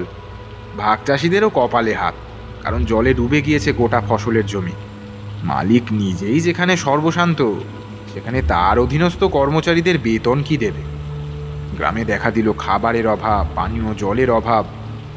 বহু মানুষ তাদের ভিটেমাটি ছেড়ে অন্য গ্রাম কিংবা শহরে গিয়ে জোগাড়ে মিস্ত্রির কাজে নিযুক্ত হলো। বিনোদদা, পেটের জ্বালা বড় বালাই। সেখানে ভিটেমাটির ঠুমকো মায়া কাজে দেয় না। এই যেমন তোমাকেই দেখো না, কাজের খাতিরে, বলা ভালো নিজের চাকরি বাঁচাতেই এই গ্রামে এসে পড়ে আছো। তুমি তো এর আগেও আমায় বলেছিলে যে বিয়ের পরপরই তুমি একটা ফ্ল্যাট কিনে নিয়েছিলে, কিন্তু ভাগ্যের কি নিষ্ঠুর পরিহাস দেখো, আজ তোমায় এখানে বদলি হতে হলো। তবে বদলি তোমার যে অকারণে হয়নি, তুমি জানো কিনা জানি না, তোমার আগে যিনি স্টেশন মাস্টার ছিলেন, এক রাতে ওনার এবং ওনার স্ত্রীর ছিন্ন ভিন্ন আধ খাওয়া মৃত শরীর উদ্ধার করা হয়। সেই সময় পয়েন্টসম্যান হিসেবে নিযুক্ত ছিল আমারই এক দূর সম্পর্কের ভাই। চেয়ার থেকে প্রায় লাফ দিয়ে খাড়া হয়ে বিনোদ উত্তেজিত কণ্ঠে বলল, কি বলছো ভাই তুমি অলোক? হ্যাঁ, আমি তো এই ব্যাপারে কিছুই জানতাম না। তার দিকে চেয়ে ঠান্ডা গলায় অলোক বলে উঠল, বসো বিনোদদা। ওই যে বললাম না, খিদে বড় বালাই। খিদের কারণেই তো না, সেই সব প্রসঙ্গ থাক এখন। যাই হোক, আমার কাহিনীটা এখনো অনেকটাই বাকি। সন্দেহ আমার আগেই হয়েছিল, তবে তুমি দুশ্চিন্তা করবে বা হেসে উড়িয়ে দেবে ভেবে তাই বলিনি আর। কিসের সন্দেহ অলোক? হ্যাঁ, আমায় তুমি সবটা খুলে বলো। অলোক জানলা দিয়ে বাইরের দিকে উদাস চোখে খানিক তাকিয়ে নিয়ে হাতে ধরে রাখা সিগারেটের শেষ টুকুতে একটা লম্বা টান দিয়ে আঙুলের টোকায় ছুঁড়ে ফেলল বাইরে। বাইরে তখনও জমে রয়েছে প্রায় হাঁটু ভেজা জল। আধ খাওয়া সিগারেটের কাঁপতে থাকা শিখা জলের ছোঁয়া পেতেই নিভে গেল। আধ খাওয়া সিগারেটের ফিল্টার ভাসতে ভাসতে এগিয়ে চলল কোনো এক অজানার পথে। সেই দিকে তাকিয়ে আবারও অলোক বলল, তোমার আগের স্টেশন মাস্টারের ঠিক কি হয়েছিল সেটার প্রসঙ্গে পরে আসছি। তার সাথে শশীকলাকে কেন একা শ্মশানে থাকতে হতো এবং এই কালো জাদুর প্রসঙ্গই বা কেন উঠে এলো সেইটাও এবার বলব। তো গ্রামের এমন দুরবস্থায় যেখানে শয়ে শয়ে মানুষ গ্রাম ছেড়ে পালিয়ে যাচ্ছে, সেই সময় এই শশীকলার গোটা পরিবার গ্রামের মাটি আঁকড়ে ধরে পড়ে রইল। তারা কি খেত, কোথায় থাকতো শুনলে তোমার মাথায় বাজ পড়বে বিনোদদা। একবার বানের জলে গোটা গ্রাম ভেসে গেলে সকল জমি জমা, রাস্তাঘাট এবং বাড়িঘর বেশিরভাগ অংশই জলের তলায় চলে যায়।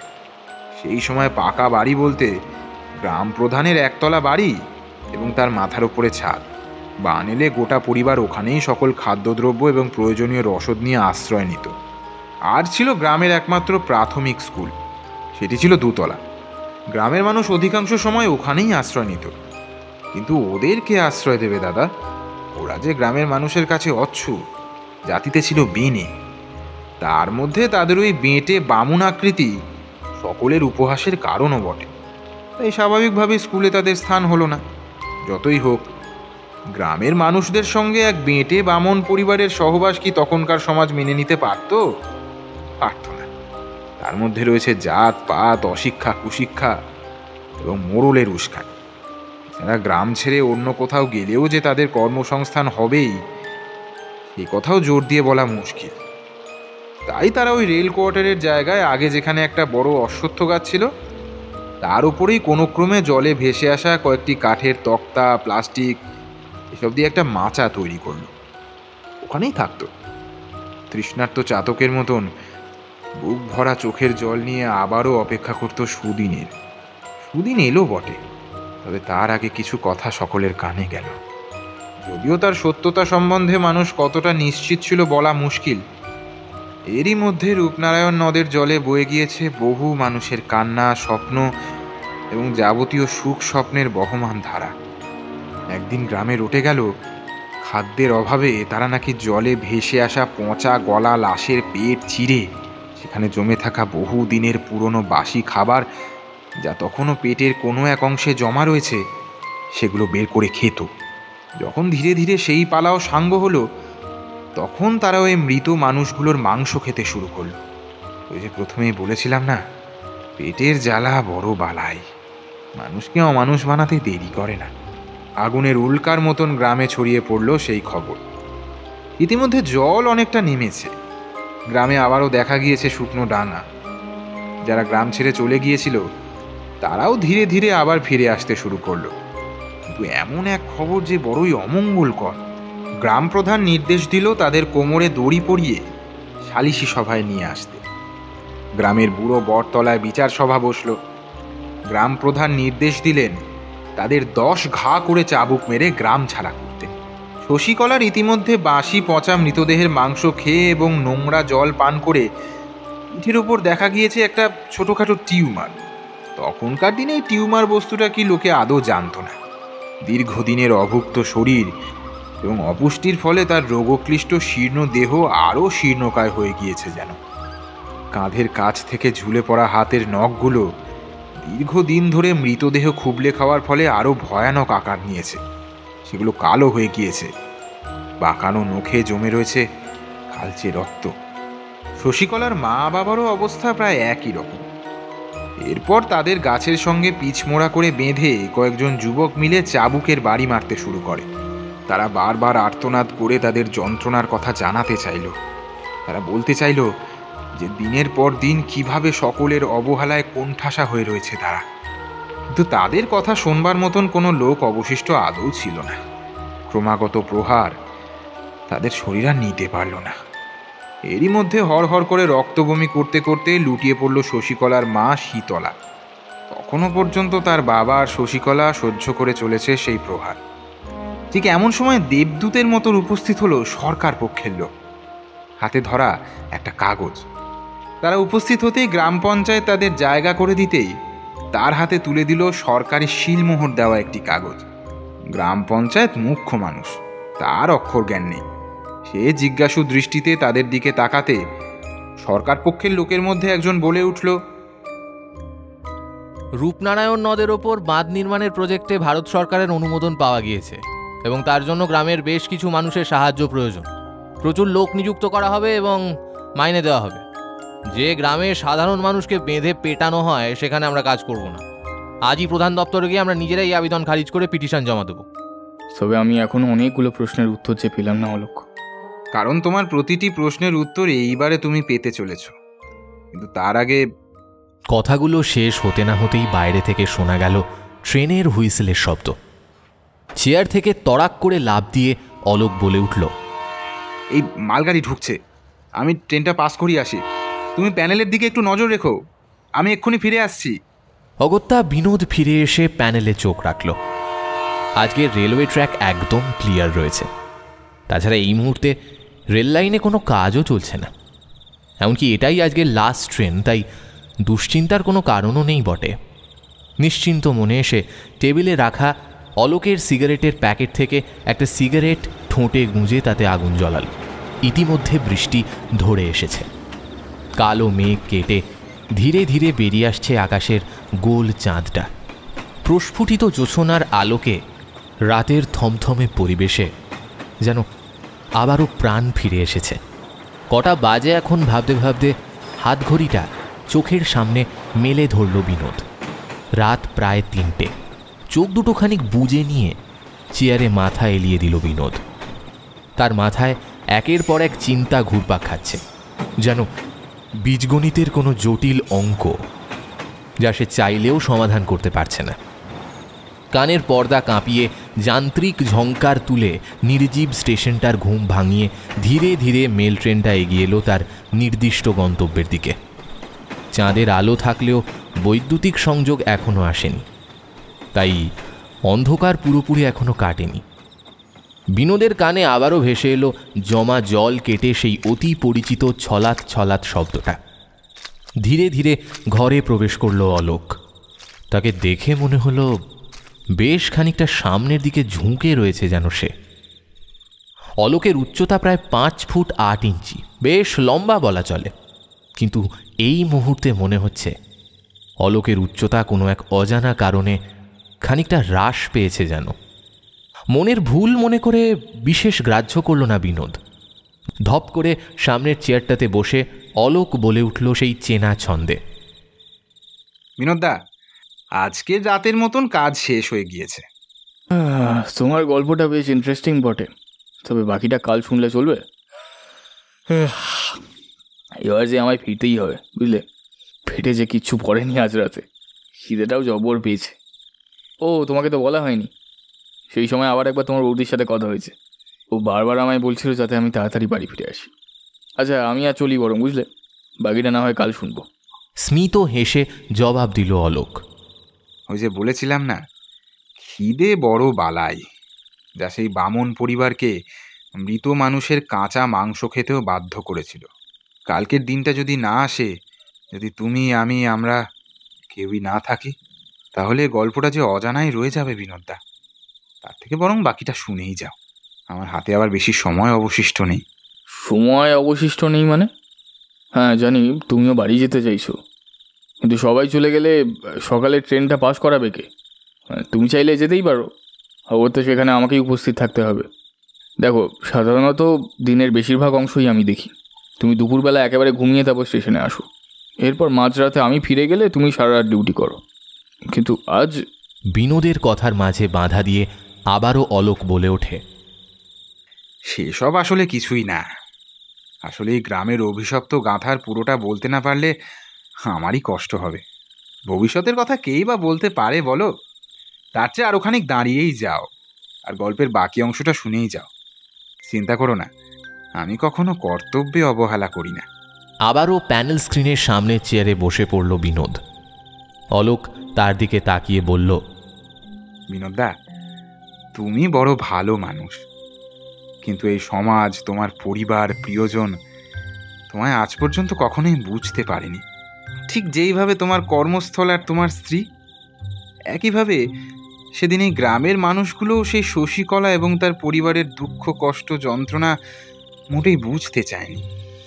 তারা বুঝতে চায়নি যে ওই বেঁটে মানুষগুলো, যাদের গ্রোথ হরমোনের বৃদ্ধি অকালে বন্ধ হয়ে যাওয়ায় শিকার হয় তারা এমন এক শরীরের, যারা মোটেই অস্পৃশ্য নয়, বরং তাদের শরীরেও প্রাণ রয়েছে। তারাও হাসতে জানে, কাঁদতে জানে, তাদের মধ্যেও রয়েছে সকল মহাজাগতিক জ্ঞানের ভাণ্ডার।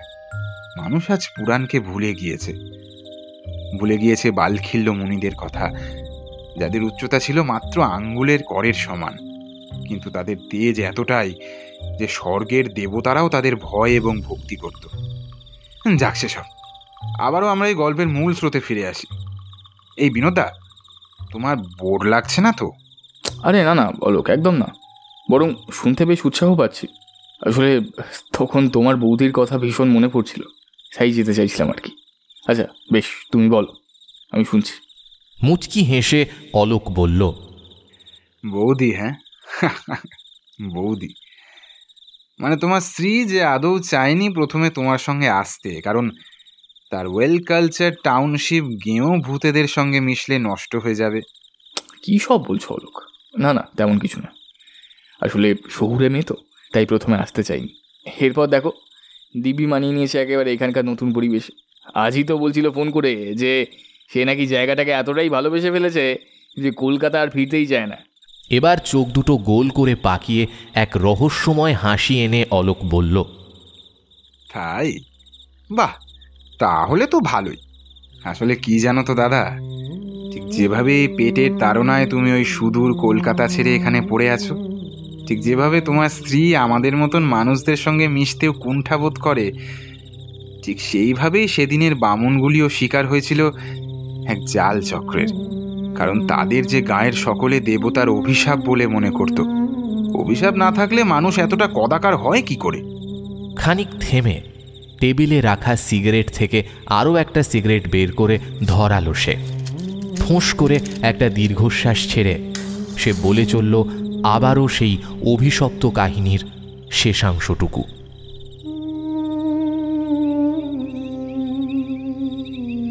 সরকারি বাবুদের বদান্যতায় তারা বাঁধ নির্মাণের কাজ পেল বটে। সকলের সাথে মিশে তারাও যতটা সম্ভব হয় ইট, বালি, সিমেন্ট ইত্যাদি বইতে লাগলো। একটু একটু করে তৈরি হলো উত্তাল সেই রূপনারায়ণ নদের ওপর বাঁধ।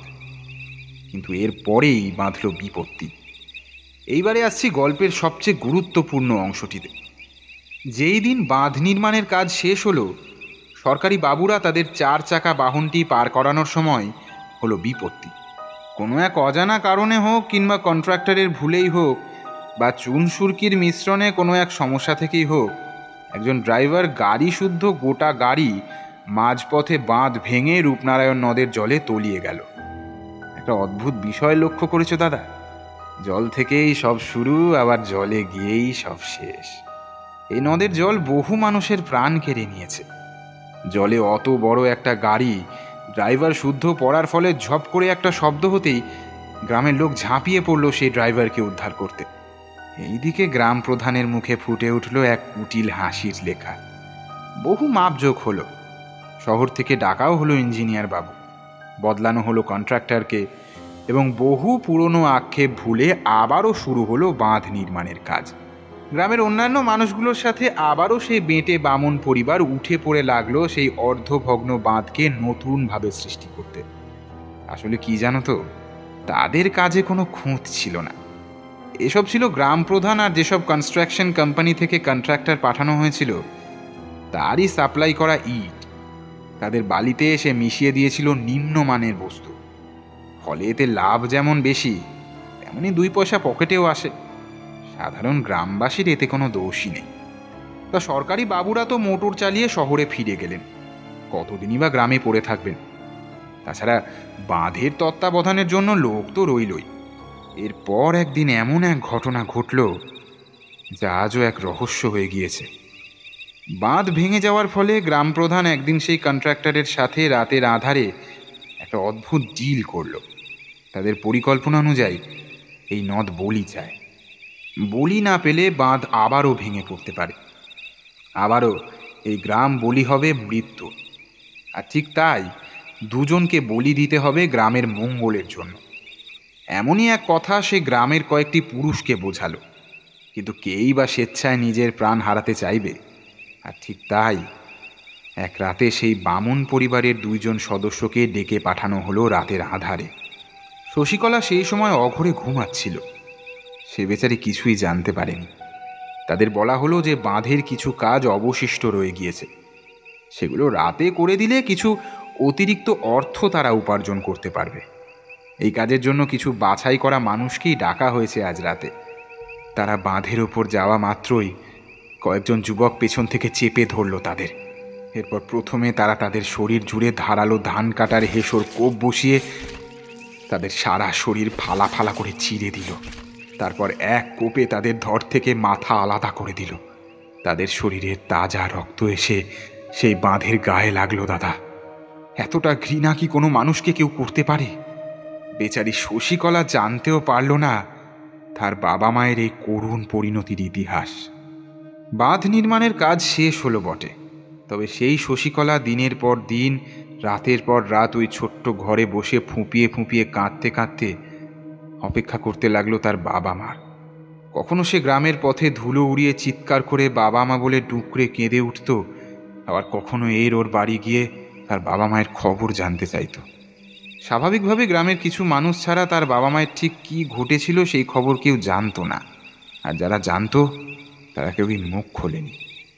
শেষে এক প্রকার বদ্ধ উন্মাদ হয়ে ভিটে ছেড়ে ওই গ্রামের পরিত্যক্ত শ্মশানে গিয়ে সে আশ্রয় নিল। যে সকল মৃত শরীরের গলিত অংশ পড়ে থাকতো সেসব খেয়েই সে দিন কাটাতো। ততদিনে তার বয়স আরও খানিকটা বেড়েছে, বার্ধক্য গ্রাস করেছে তাকে। তার পিঠের সেই কুঁজ আরও বিকট আকার ধারণ করেছে। হাতে একটা লাঠিতে ভর করে সে যখন তার কদাকার শরীরটা নিয়ে হেঁটে যেত, লোকে দেখে ভয় তার পথ ছেড়ে দিত। লোকে নাকি এও বলতো যে ওই শশীকলা নাকি প্রেত সাধনার মাধ্যমে এক পিশাচিনীকে নিজের নিয়ন্ত্রণে এনেছে। বাকিগুলোর মতোই এই খবরটাও কতটা সত্যি সেই বিষয়টাও কেউ জানতো না। একদিন ওই শশীকলাকে গ্রামের ওই শ্মশানেই একটি আধবোজা চিতার ওপরে মরে পড়ে থাকতে দেখা গেল। তার মৃত্যুটাও বড় অদ্ভুত ছিল। আরও একটা মিল রয়েছে এই তিনটি মৃত্যুর পিছনে।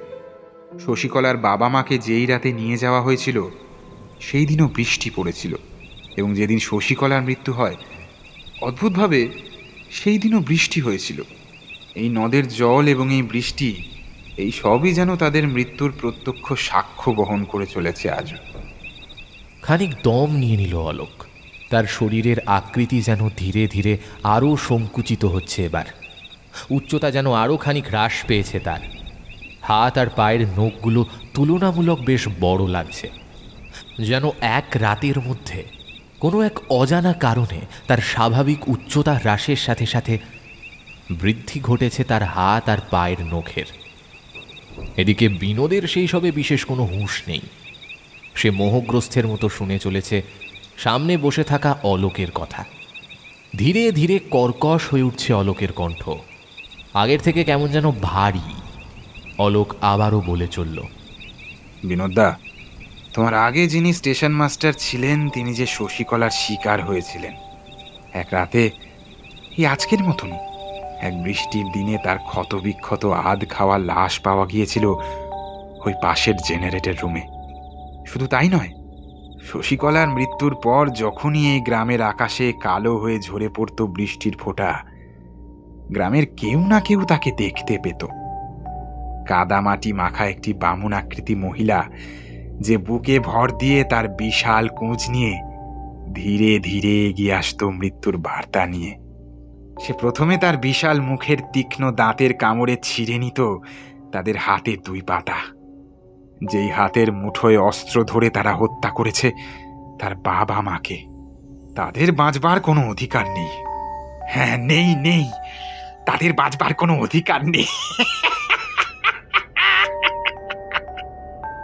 আবারও এক ঝাঁক সনসনে বাতাস বয়ে নিয়ে এলো বৃষ্টির সংকেত বার্তা। আকাশটা আবারও ঢেকে গেছে কালো মেঘে। ছোট্ট গোল চাঁদটাও যেন মুখ লুকিয়েছে মেঘের আড়ালে। মুহুর্মুহু বজ্রপাতে কান পাতা দায়।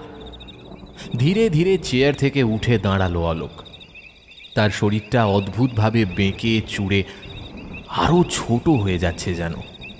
তার উচ্চতা এই মুহূর্তে মাত্র 3.5 ফুট।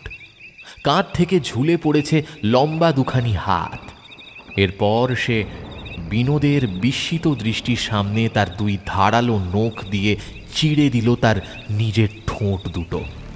মুহূর্তের মধ্যে কট করে একটা আওয়াজ হয়ে খসে পড়ল তার চোয়াল।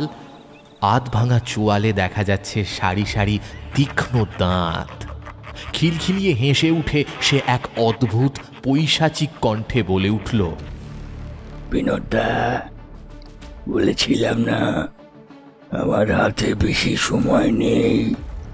এতক্ষণ ধরে তোমার আদরের ভাই অলোককে খেয়ে তার প্রাণ শক্তি শুষে নিয়ে ওর মুখের চামড়া সযত্নে খুলে নিয়ে নিজের মুখে বসিয়েছিলাম।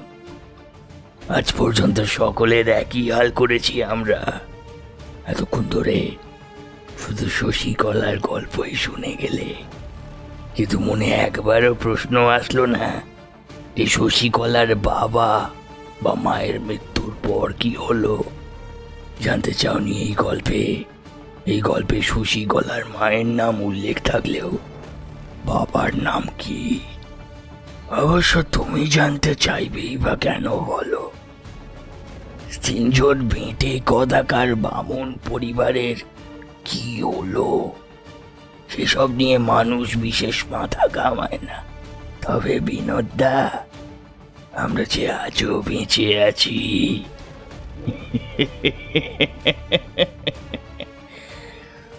আমরা আজও নানান রূপ নিয়ে সবার মাঝে এইভাবেই বেঁচে রয়েছি। যে কদর্য রূপের জন্য লোক আমাদের ঘৃণা করে দূরে ঠেলে সরিয়ে দিয়েছিল, আমরা তাদের সেই রূপ ছিনিয়ে নিই।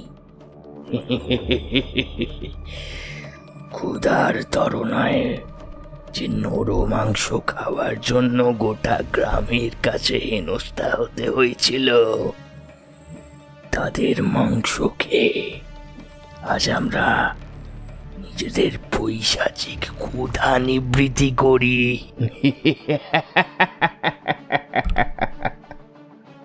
তাদের প্রাণ শক্তি শুষে নিয়ে এক রাতের জন্য হলেও তাদের দেহ ধারণ করে একটা গোটা বামুন পরিবার একসাথে গোটা রাত কাটাই। এইভাবেই যে আমরা নিজেদের অস্তিত্ব ধরে রেখেছি বিনোদদা। আমি শশীকলার বাবা নিমাই, আমার স্ত্রী শীতলা এবং আমাদের আদরের মেয়ে শশীকলা। ধীরে ধীরে বুকে ভর দিয়ে এগিয়ে আসছে সেই ভয়ঙ্কর অবয়ব। বিনোদ ততক্ষণে চেয়ার থেকে এক প্রকার লাফ দিয়ে ছুটে চলেছে জেনারেটর রুমের দিকে। পেছন থেকে ভেসে আসছে এক জান্তব গর্জন, যেন শত সহস্র হিংস্র প্রাণী একসাথে গর্জন করে ছুটে আসছে শিকারের দিকে। তার কানে হাওয়ায় ভেসে এলো আরও কয়েকটা কথা। দাদা বাবু, এখনো যে গল্পের আরো খানিকটা বাকি। না না, শুনবেন না দাদা বাবু? হ্যাঁ শুনবেন না? শুনুন শুনুন, শুনে তো আপনাকে যেতেই হবে। এই রাতে শশীকলা নিজে একটা জ্যান্ত চিতার কাঠ মুখের ভেতরে ঢুকিয়ে নিজের পেটকে ফোর ফোর করে লুটিয়ে পড়েছিল একটা হাত বোঝা চিতায়। চিতার নিবু নিবু আগুন মুহূর্তের মধ্যে গ্রাস করেছিল আমার মেয়েটার দেহকে। খানিক আগে যাকে তুমি তোমার স্ত্রী বলে চিহ্নিত করেছিলে, সে আমার মেয়ে, আমার। কারণ তোমার অহংকারী জেদি স্ত্রীর দেহ যে এতক্ষণে তার পেটে।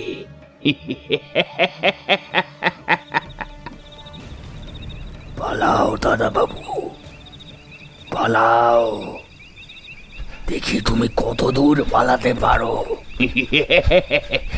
পালাও। ততক্ষণে বিনোদ কোনো কিছুতে ধাক্কা খেয়ে মাটিতে হুমড়ি খেয়ে পড়েছে। সে কোনো ক্রমে উঠে দাঁড়িয়ে দেখতে পেল একটা ক্ষতবিক্ষত শরীর পড়ে রয়েছে সেখানে, যার কবজির কাছ থেকে হাতের পাঞ্জাটুকু কাটা, মুখের চামড়াকে কোনো প্রবল আক্রোশে টেনে ছিঁড়ে নেওয়া হয়েছে। সে একটা বিকট আর্তনাদ করে আবারও ছুটে চলল রেল কোয়ার্টারের দিকে। পেছন থেকে তখনও ভেসে আসছে এক পুরুষ কণ্ঠের পৈশাচিক হাসির শব্দ। কাদা জল পেরিয়ে সে ছুটে চলল কোয়ার্টারের দিকে। কোনো ক্রমে সেখানে পৌঁছে সে দরজায় ধাক্কা দিল। পারমিতা, পারমিতা, পারমিতা, দরজা খোলো, দরজা খোলো, আমাদের আমাদের খুব বিপদ, আমাদের খুব বিপদ। পারমিতা, পারমিতা, দরজা খোলো। পারমিতা, পারমিতা, এই মুহূর্তে আমাদের পালাতে হবে। পারমিতা, দরজা খোলো। ধীরে ধীরে খুলে গেল দরজা। ঘুটঘুটে অন্ধকার গ্রাস করেছে গোটা কোয়ার্টারটাকে। ক্যাচ করে একটা অদ্ভুত শব্দ করে দরজাটা খুলে যেতেই দেখা গেল এক রাশ আঁধারের মাঝে দাঁড়িয়ে রয়েছে এক চেনা নারী অবয়ব। দুই হাত বাড়িয়ে সে বলে উঠল, সে কখন থেকে অপেক্ষা করে রয়েছি আমি তার জন্য। এতক্ষণে আসার সময় হলো বুঝি? পারমিতা, পারমিতা, আমাদের আমাদের কথা বলার সময় নেই। এক্ষুনি পালাতে হবে আমাদের, এক্ষুনি পালাতে হবে। সামনে সামনে প্রচুর বিপদ, সামনে প্রচুর বিপদ, এক্ষুনি পালাতে হবে আমাদের। মুখে একটা অদ্ভুত শব্দ করে অন্ধকারে ঢাকা সেই চেনা পরিচিত পারমিতা বলে উঠল, উফ, এত তাড়া কিসের? তোমার জন্য যে মাংস রেঁধেছি, খাবে না বুঝি? না না পারমিতা, সেই সবের এখন সময় নেই। আমাদের পালাতে হবে এক্ষুনি, নইলে নইলে সে বেটে কথাকার পুরুষ আমাদের মেরে ফেলবে। পারমিতা, ইতিমধ্যে সে অলোককে মেরে ফেলেছে। এতক্ষণ ধরে সে অলোকের ছদ্মবেশ নিয়ে আমার সাথে কথা বলছিল। গুণা করেও টের পাইনি আমি। আরে দাঁড়াও দাঁড়াও, কি বললে? কদাকার বামুন পুরুষ? হ্যাঁ হ্যাঁ, সে আবার কী যেন একটা নাম, কি, হ্যাঁ হ্যাঁ, শশীকলা, হ্যাঁ। ওই রকম প্রত্যেকটা বৃষ্টির রাতে মানুষকে মেরে ফেলে। ওই দেখো পারমিতা, ও আসছে, পারমিতা পালাও, ও আসছে। বিনোদ, সে কি ঠিক এরকম দেখতে ছিল? দেখো তো।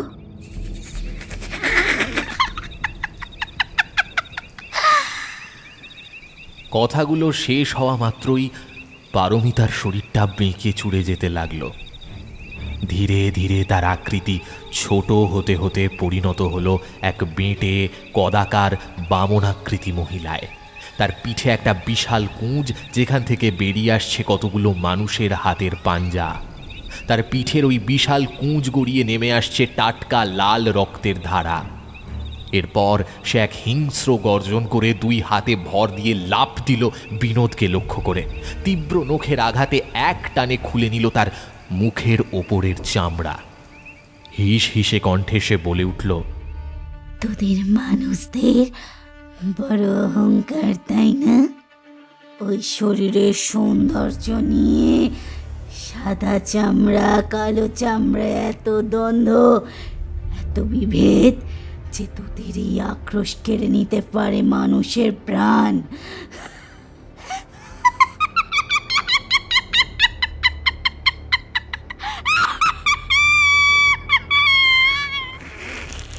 এরপর উন্মাদিনীর মতো খিলখিলিয়ে হাসতে হাসতে তার বিশাল হাঁ হয়ে থাকা মুখের দাঁত দিয়ে টেনে ছিঁড়ে নিল বিনোদের কবজির পরের অংশটুকু। ধীরে ধীরে হাতে ধরে রাখা বিনোদের দুই পাঞ্জা তার কুঁজের কাছটা স্পর্শ করতেই সেই ঢেউ খেলানো মাংসের স্তূপ গ্রাস করে নিল তাদের। ঘরে তখন উপস্থিত হয়েছে আরও দুটি অবয়ব, একটি পুরুষ বামন এবং অপরটি আরও একটি মহিলা বামন, যার নাম শীতলা। ধীরে ধীরে সেই বামনাকৃতি শীতলা এগিয়ে এলো মাটিতে পড়ে থাকা বিনোদের রক্তাক্ত লাশটার দিকে। এরপর তিনজন একসাথে এক ক্রুদ্ধ গর্জনে ঝাঁপিয়ে পড়ল তার শরীর লক্ষ্য করে। আজ আবারও কুসুমপুর গ্রামে ঘটল এক নৃশংস হত্যাকাণ্ড। স্টেশনের জেনারেটর রুমে পড়ে রইল অলোকের আধ খাওয়া মৃত শরীর। রেল কোয়ার্টারে পড়ে রইল আরও দুটো দেহ, একটা পারমিতার এবং অপরটা বিনোদের। বাইরে তখনও ঝরে চলেছে মুষলধারায় বৃষ্টি, আর ভেতর থেকে ভেসে আসছে হাড় মাংস চিবিয়ে খাওয়ার আওয়াজ, আর তার সাথে ভয়ার্ত গর্জন যা ধীরে ধীরে মিলিয়ে যাচ্ছে রাতের আকাশে। ধীরে ধীরে উঠে দাঁড়ালো শশীকলা। বাইরের নিকষ কালো অন্ধকারের দিকে তাকিয়ে সে বলে চলল একটা ছড়া। মৃত্যুর দিবানিশি রাতের আধার জুড়ে রয়েছে শশী, বেনি ফুলের মালা গেথে প্রাণের উজান খুঁজি, কুল ভেঙে স্রোত নামে ছলাৎ ছলাৎ শশীকলা ছিনিয়ে নেয় ঘুম, কেড়ে নেয় সকলের প্রাণ। সে যে রাতের নিশি শশীকলা।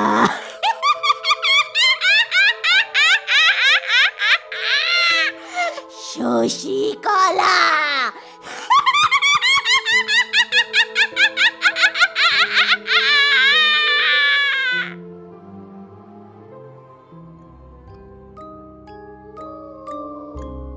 এতক্ষণ আপনারা শুনছিলেন অভিশপ্ত প্রহরের আহ্বান। রচনা উদ্দীপ্ত চৌধুরী। গল্পপাঠ ও গল্পের সূত্রধারে ছিলাম আমি, সায়ন্তন। অন্যান্য চরিত্রে আমার সাথে ছিল তৃষা, আর্য এবং সৌম্যদীপ। এই গল্পের নাট্যরূপ নির্মাণে ছিল অনিন্দিতা। শব্দ সংযোজনে ছিল রণজয়। আবহ সঙ্গীত ও স্পেশাল এফেক্টসে ছিল আর্য। এই গল্পের প্রচ্ছদ নির্মাণ করেছে শুভদীপ ব্যানার্জি। কেমন লাগলো আজকের গল্পটা? এই গল্পটা যদি আপনাদের ভালো লেগে থাকে অবশ্যই ভিডিওটিকে একটি লাইক করে দেবেন, চ্যানেলটা সাবস্ক্রাইব করতে ভুলবেন না, বেল আইকনে ক্লিক করে দেবেন সমস্ত গল্পের আপডেট এবং নোটিফিকেশনস সবার আগে পাওয়ার জন্য। আগামী পর্বে আবার আপনাদের সাথে দেখা হবে আরও একটা রোমাঞ্চকর উপস্থাপনার সাথে। সবাই ভালো থাকবেন, সুস্থ থাকবেন, ফ্রিকি ফ্রাইডে স্টোরিজ শুনতে থাকবেন। দেখা হচ্ছে আগামী পর্বে। নমস্কার, শুভরাত্রি।